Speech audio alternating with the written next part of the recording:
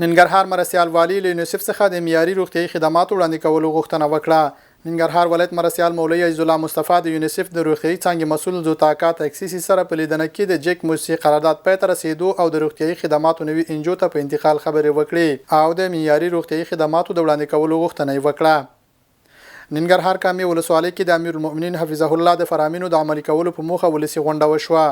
د ننګرهار اطلاعات او کلتور ریاست له لوري کامي ولسوالۍ کې د امیر المؤمنین حفظه الله د فرامینو حکمونو د لاخ تطبیق او عامه پوهاوي په موخه ولسی غونډه ترسره شوه چې د بیلابیلو ادارو مسؤلینو علماو قومي مشرانو او ګڼ شمېر خلکو پکې ګډون کړی وو. ننګرهار میشتي وایي پاکستان په لوی لاس د ترکیې مذاکرات ناکاموي.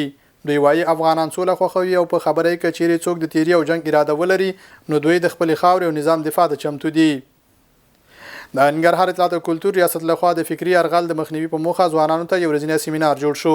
په دغه سیمینار کې مسؤلینو وویل په تیرو 2 لسیزو کې ځوانان د غرب تر فکری ارغال لاندې وو او هڅه کوي چې ځوانان د پردیپالو او غرب له دسیسو خبر او له فکری ارغال څنګه وساتي. او ننګرهار کامي ولسوالۍ ته د سیلانیانو ورتګ ډیر شوی. د یاد ولسوالۍ اوسیدونکو وایي د کامي مشهور شریخ د ګوړې غاڼې او د تازه میوو بڼونه د دې لامل شوي چې یاد ولسوالۍ ته د سیلانیانو ورتګ ډیر شي.